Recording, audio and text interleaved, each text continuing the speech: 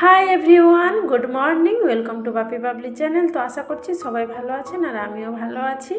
তো এই যে দেখুন, এখানে আমি সকাল সকাল পুজো শুরু করে দিয়েছি। স্নান সেরে এখন পুজো করে নিচ্ছি। আর এই যে এখানে জিনিসগুলো দেখলেন, এখানে না সবাই কাগজে দেয় জিনিস। এখানে একদম প্লাস্টিক ব্যান, একদমই প্লাস্টিক চলে না। তো কাগজেই প্রসাদ যা নিয়ে আসবেন কাগজেই নিয়ে আসবেন। তো সেটা ঠিক আছে। আর এখানে কিন্তু অসুবিধা আমার একটা হচ্ছে কি বলুন তো, ঠাকুরের সিংহাসনটা তো আমি লাগিয়েছি, লাগানোর পরে ঠাকুরের সিংহাসনে সব কিছু ধরছে না, সিংহাসনটা একটু ছোট। তো ভাবছি পাশে একটা রেক লাগিয়ে নিলে ঠাকুরের কিছু জিনিস রাখা যাবে ওই রেকটার মধ্যে, নইলে একদমই জিনিস ধরছে না। এখানে খুবই অসুবিধা হচ্ছে। তো আমি একটু ঘরসা চারিদিকে ধূপ ঘুরিয়ে নিয়ে আসি।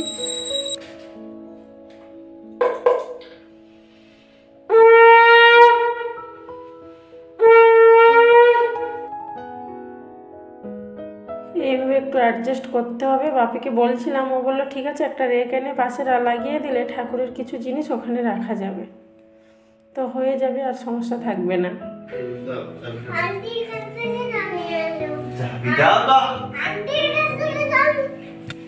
কি হচ্ছে তোমার?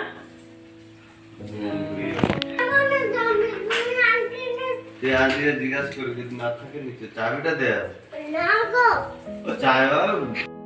বাপি একটু বাইক নিয়ে বেরোবে, তো জোজো যেতে দিচ্ছে না। ও বলছে যে না বাবা, তুমি আমার সাথে খেলা করো।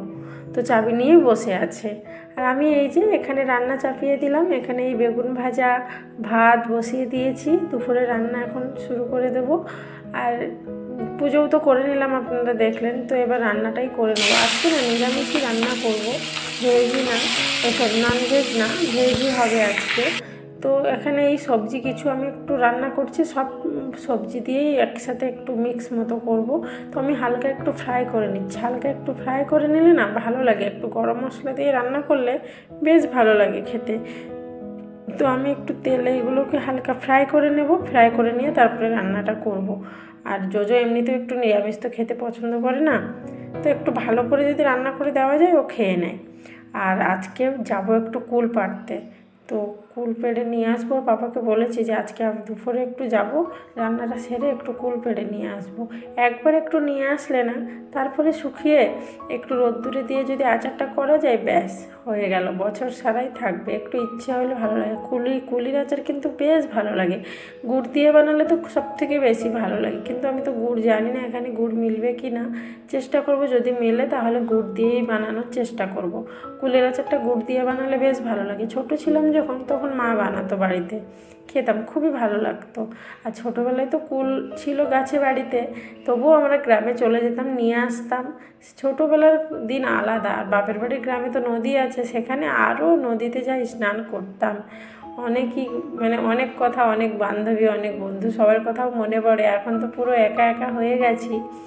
তো এই আর তারপরে আমি দেখুন রান্নাটা আপনাদের সাথে গল্প করতে করতে আমার অনেক কিছু কিন্তু কাজ সরে যাচ্ছে, জানেন তো। এখানে রান্নাটাও আমি সেরে নিচ্ছি কিন্তু তাড়াতাড়ি, আর আপনাদের সাথে গল্প করাও হয়ে যাচ্ছে।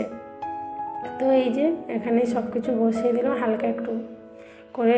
আজকে হালকা হালকা সব কিছু হচ্ছে। একটু বেগুন ভাজা করব, সকালে ডাল করে নিয়েছিলাম। আর যদি স্কুলে গেছিলো, আজকে একটু ওকে আমি সকালে ডাল আর রুটি খাইয়ে দিয়েছিলাম। আর 12টা সাড়ে 12টা পর্যন্ত থাকে, তো আমি একটু ওকে সকালে ভারী খাবার খাইয়েই ওকে পাঠাই স্কুলে। নইলে ওই দিন 9টার থেকে 12:30 অবধি কষ্ট, খিদে পাবে তো বলুন, বাচ্চা মানুষ বলতেও না পারে। আবার দেখি টিফিনের জলের বোতলে যদি জল দিয়েছি, একদিন খেয়ে আসছে, আর একদিন দেখছি জল মোটেই খায় না, ওইভাবেই জল ফিরিয়ে নিয়ে চলে আসছে ঘরে। তো আমি বলেছি ম্যামকে যে ম্যাম, ওকে একটু জল দেবেন মাঝে মাঝে। তো সেই জন্য করে সকালে আজকে ডালটা হয়ে গেছে। আর এই যে এখন একটু বেগুন ভাজা করে নেবো, এই তরকারিটা একটু করে নেব, মিক্সচার তরকারিটা করে নিলে হবে। মিক্সচার তরকারি হয়, এটা আমি একটু হালকার ওপরে করছি। এটা কিন্তু খুব মশলা টশলা দিয়ে এই সবজিগুলো একটু একটু করে ভেজে, গ্রিন মটর, সব কিছু সবজি এগুলো একটু হালকা করে ভেজে রান্না করলে খুবই ভালো লাগে।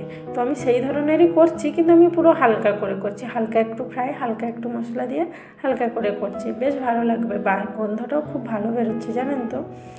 তো এই আপনাদের সাথে গল্প করতে করতে তো রান্নাও হয়ে যাচ্ছে। রান্নাটা সেরে কিন্তু আবার জোজোকে নিয়ে আসতে যেতে হবে, সেই জন্য করে তাড়াতাড়ি রান্নাটা সেরে নিই। ও সকালে স্কুলে চলে গেছে, ওর পাপার সাথে বদমাইশি করছিল, পাপা নিয়ে আবার স্কুলে ছেড়ে এসেছেন।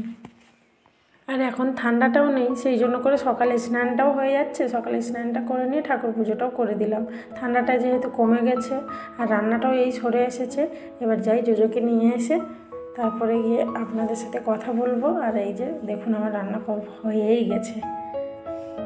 রান্নাটা হয়ে গেলে যেন মনে হয় সব থেকে একটা বড় কাজ সরে গেছে, রান্না আর স্নান। এটা যেন এই দুটোই যেন আমার মনে হয় সব থেকেই বড় কাজ।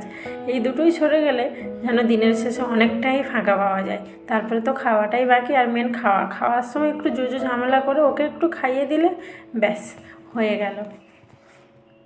তো চলুন এবার কুলগুলো পেড়ে নিয়ে আসি। এই যে দেখুন, দেখেছেন কত সুন্দর কুলগুলো, খুব বড় বড় সাইজের কিন্তু কুলগুলো। এটা খারাপ ভাবছিলাম, খারাপ না, দেখলাম ভালো কুলটা, খুব সুন্দর সাইজের কুলগুলো। এগুলো একটু রোদ্দুরে দিয়ে দিলে কালকে এটা পুরো পেকে যাবে, এগুলো কিন্তু কমে যাবে। ভাবছি আর দুটো নিয়ে আসলে, বাপি বলছে খুব লোভ তোমার। না, আমি বলছি লোভ না, এগুলো কমে যাবে, বেকার তো পড়ে পড়ে সেই নষ্ট হচ্ছে গাছের নিচে। তার থেকে নিয়ে এসে যদি আমি একটু শুকিয়ে আচার করি তাও দুদিন খেতে পারবো। এগুলো ধুয়ে এখন রেখে দেবো, কালকেই রোদ্দুরে দিয়ে দেবো এগুলো। বেশ কিন্তু বড় সাইজের কুলগুলো, দেখেছেন?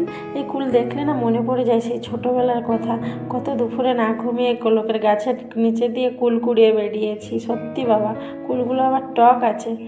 ঠিক আছে বন্ধুরা, আজকের ভিডিওটি আমি এখানেই শেষ করছি। আশা করছি আপনাদের ভিডিওটি ভালো লেগে থাকবে। ভিডিওটি যদি ভালো লেগে থাকে তাহলে ভিডিওটিকে লাইক করে দেবেন, চ্যানেলটিকে শেয়ার করে দেবেন আর সাবস্ক্রাইব করে দেবেন। নতুন নতুন ভিডিও দেখতে থাকুন।